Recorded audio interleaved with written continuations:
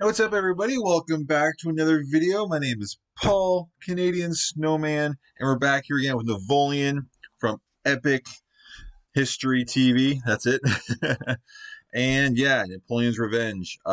He just got he's just lost. I mean, he got defeated last time, and uh, the enemy was using his tactics against him, basically, and he really wasn't prepared for that. And obviously the enemy was prepared for him and has been used to his tactics by now. So yeah, they were definitely ready. Now he's getting his revenge. He knows what he's up against. He knows that they're going to use his tactics, and the fact that they're using his tactics and that he knows that now, at least he created these tactics, so he should know their weaknesses. So he should know where to attack and how to attack to kind of exploit those weaknesses. I'm assuming this, right? So, yeah. I mean, his revenge. I mean, I think a lot of people. It's gonna be like I'm expecting a giant battle, a lot of death. Um, I don't know. I don't know, guys. I don't know. Let's get to it, guys. Let's watch Napoleon kick some butt. What am I doing? All right. Full screen. And let's go. An Epic History TV History March collaboration. In May 1809, the Austrians had defeated Napoleon's army in the bloody Battle of Aspern. His enemies took heart. After years of French military dominance, it seemed the tide was turning at last. Yeah. 3 weeks later, Pope Pius VII excommunicated Napoleon for annexing papal land. Another propaganda coup for his enemies.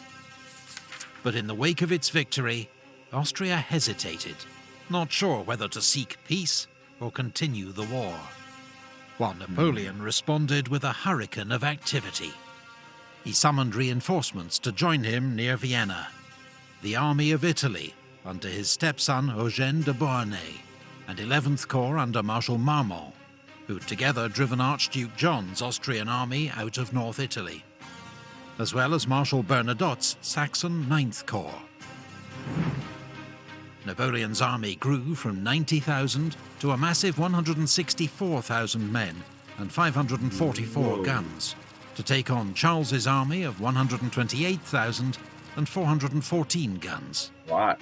6 weeks after his first attempt had ended in defeat, Napoleon ordered his army to cross the river once more. This time, his engineers had built solid bridges across the Danube to ensure there was no repeat of the disasters of Aspern. All right. For the French army, Napoleon declared, the Danube no longer exists.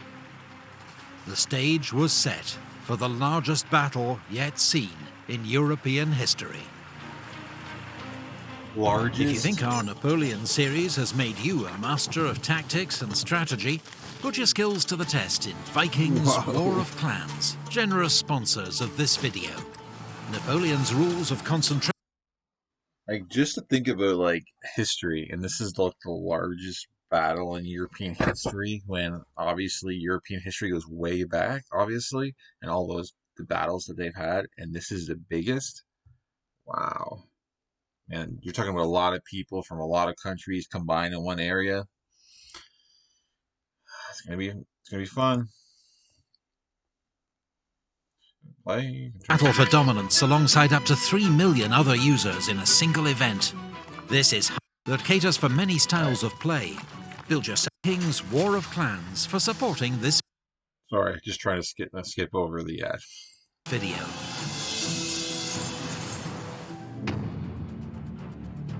Good job, you're not a holler.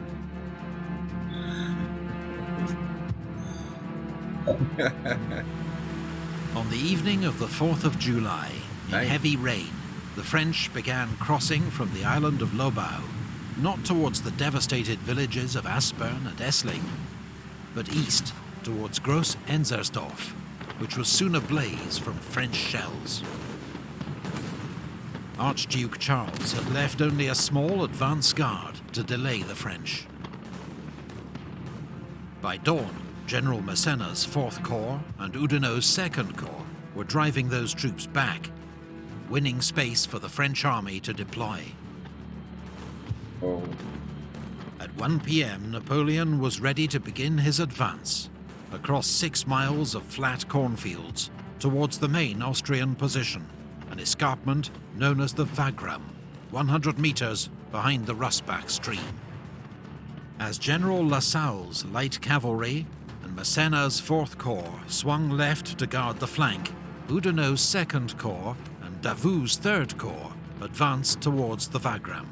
Bernadotte's Saxon Corps and Eugene's Army of Italy filled the centre. At 6 p.m, unsure of the enemy's strength, Napoleon ordered a full-scale assault against the Wagram plateau. But his troops met determined Austrian resistance along the line.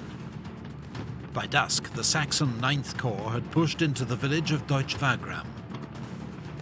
The Saxon infantry wore white uniforms, like the Austrians, and as darkness fell, were mistaken for the enemy and fired on by friendly units.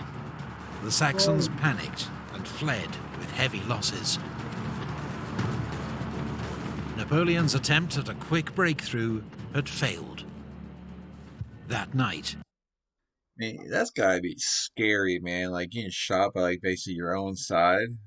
My God, like you're expecting bullets from just come from this one side. All of a sudden, you're getting like that had to be scary, and it's just terrifying. Especially next battle when you go in. that night, both armies slept in the open, while Charles and Napoleon planned their next moves.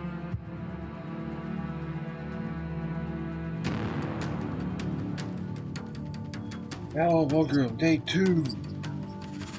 On the second day, Napoleon planned for Davout's 3rd Corps to lead the attack, rolling up the Austrian flank, while his other corps pinned down the enemy with local attacks.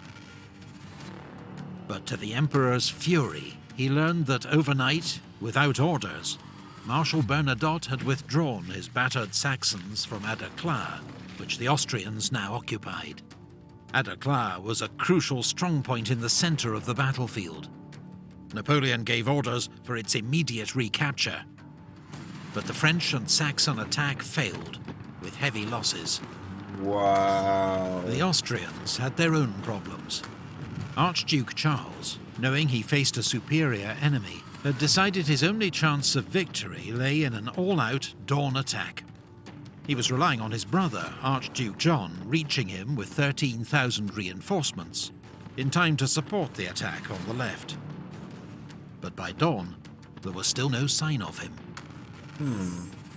What's more, as 4th Corps began its assault on Grosshofen, on time, 3rd Corps, which had received its orders late, was still getting into position, holding up the entire Austrian right wing. Charles.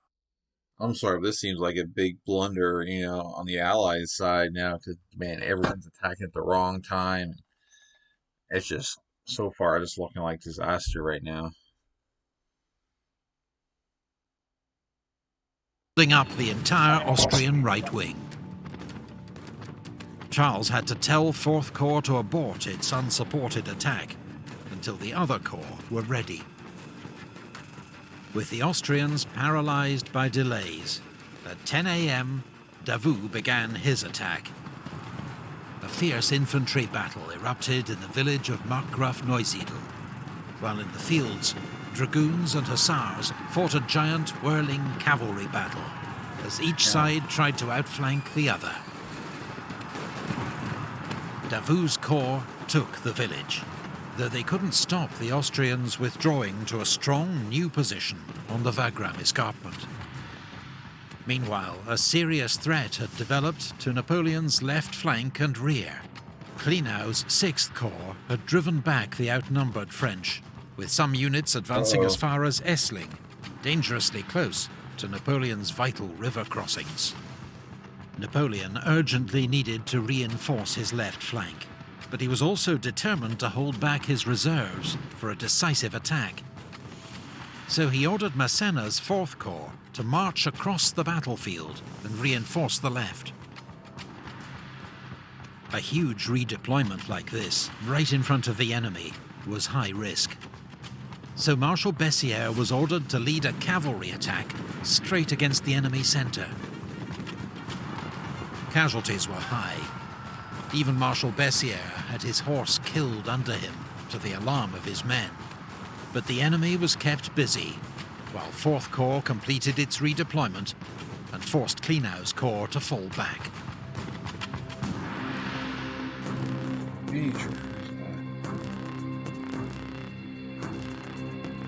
Wow. Napoleon now assembled a grand battery of more than 80 cannon in the centre of the battlefield. This was one of Napoleon's trademark tactics, a concentration of artillery to blast the enemy line and pave the way for a decisive French attack.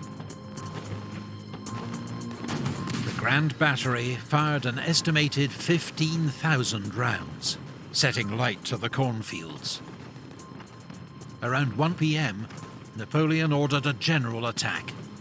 As Davout continued to batter at the enemy flank, 4th Corps would advance on the left, 2nd Corps on the right, while in the center... I just want to say, like, just look at the scale of this battle. I mean, look, you got a whole bunch going on over these guys, and the center here, look at all that, and then just the flanks. I just, wow. A lot going on.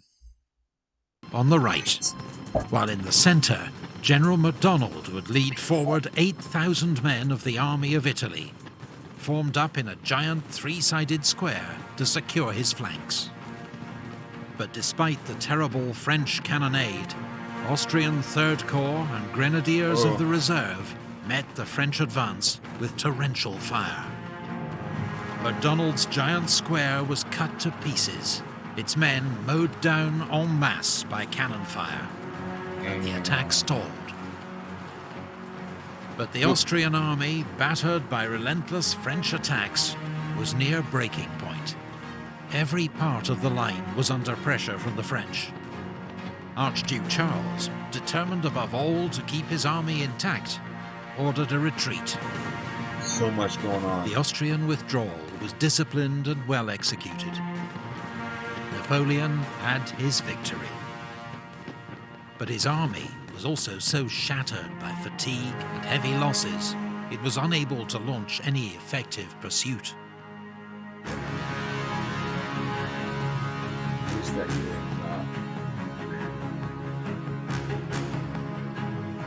The Battle of Wagram was a brutal slugging match, the biggest and bloodiest battle yet seen in European history.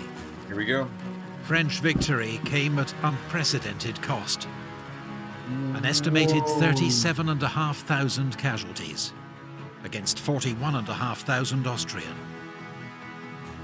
4 days later, French troops caught up with the retreating Austrians at Znaim. As the fighting escalated, Charles knew he could not withstand the French a second time and asked for a ceasefire. But he had not consulted his older brother, Emperor Francis, who was furious when he heard the news, not least because long-awaited British support was finally on the way.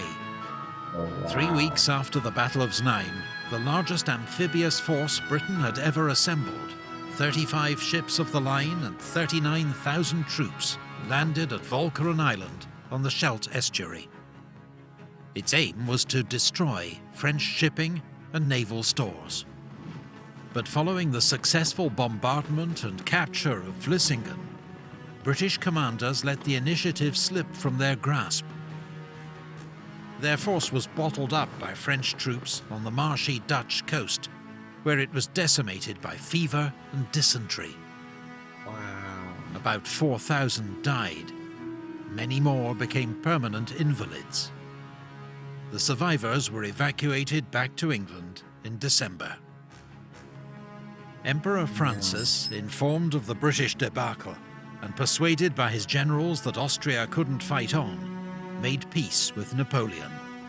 In October, Austria signed the Treaty of Schönbrunn, giving up territory to the French Empire, Bavaria, Saxony, the Duchy of Warsaw, and Russia.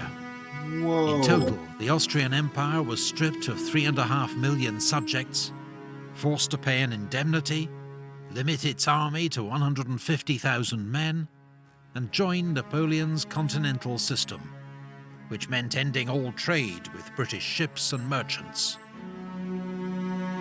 Wow. Archduke Charles, meanwhile, one of Napoleon's more skilled opponents, had fallen out so bitterly with his brother, Emperor Francis, that he never held active command again.